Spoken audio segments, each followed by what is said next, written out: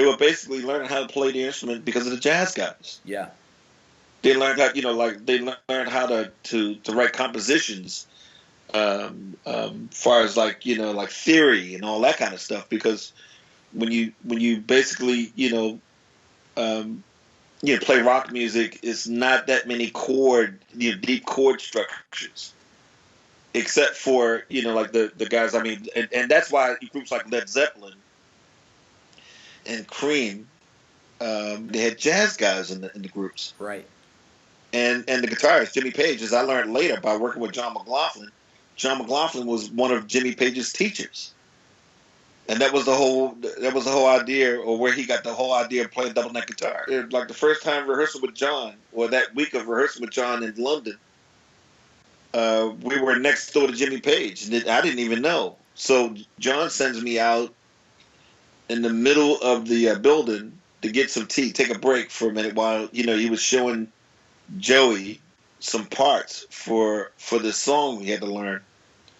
So I'm in the tea area drinking tea, and I hear this guy freaking out, talking about his teachers next door and just that blah blah blah blah blah. And I look up, and I didn't even connect the dots. I'm looking at the guy, I can see his face, but it didn't connect. So I'm reading on. The guy's wife comes in, and I forgot her name, and he says, blah, blah, blah, blah, my old teacher's next door to me, and blah, blah, blah, blah, blah. And she says, well, so what? You're Jimmy Page. So what? Like, you don't understand. He's one of the reasons why I play guitar. Wow. And, the reason why I play guitar the way I do is because of this guy. And I looked at him again, and didn't connect, because when I first looked up at him, he had all his hair combed back into a bun or ponytail, like a bun. Yeah. And I never saw him like that before. Right. Because normally when you see Jimmy Page, his hair's all in his face and got the hat on and the whole nine. And I'm looking at him like, oh yeah, that is Jimmy. So I walked over to him and introduced myself, and said I couldn't help but overhearing that, John McLaughlin was your teacher. He says, yeah. And I'm like, well, I'm playing with John. I'm working with John, blah, blah, blah, blah, blah. Would you like to see him? And he says, yes, I would love to see him. So I walked in, back into the rehearsal room. And I said to John, Jimmy's outside the door. And no, I've said, what did I say? I said something to the fact that, like I understand that you taught Jimmy Page how to play guitar, or you were one of his teachers. And he says, yeah, what of it? I'm like, well, he's outside the door. He's looking for you. He wants to see you. And he made some comment, which I won't repeat.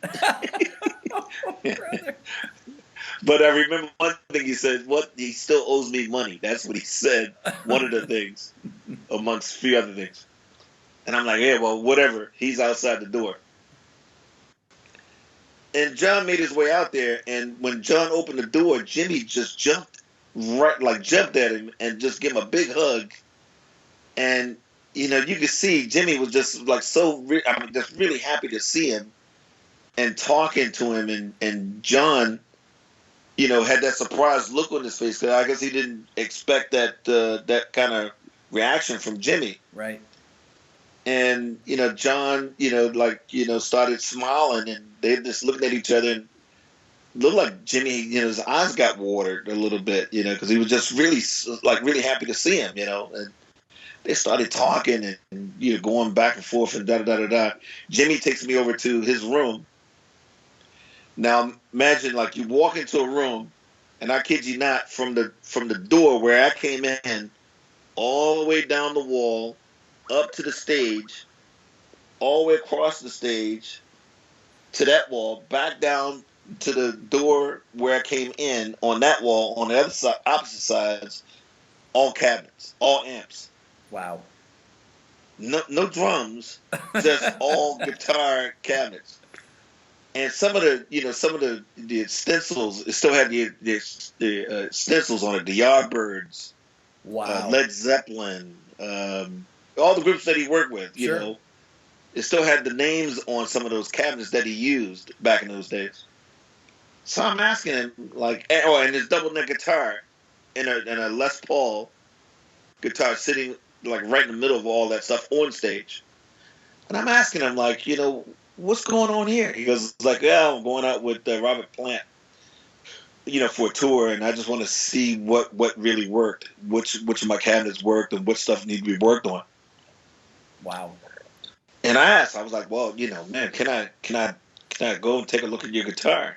He said, sure, mate. So I go up and he said, well, pick it up. So I'm like, no, I don't want to pick it I mean, up. that's I like just the want to look at. guitar. No, pick it up.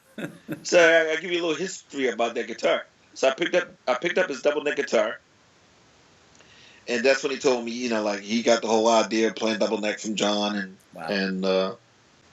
and now the crazy thing was,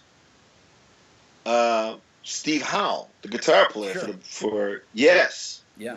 is downstairs. He had a guitar studio, a guitar store downstairs in that building. He finds out that John is in the building. He comes up. Oh. So now I'm surrounded with all these like legendary guitars, and I'm standing there just smiling, looking around, and like, after it was all said and done, I was like, man, I should have taken a picture, But the only picture I got, some pictures of me holding that guitar, and you can see the ant wall of Jimmy Page. So Wow. I still have the photos. That is awesome. Yeah.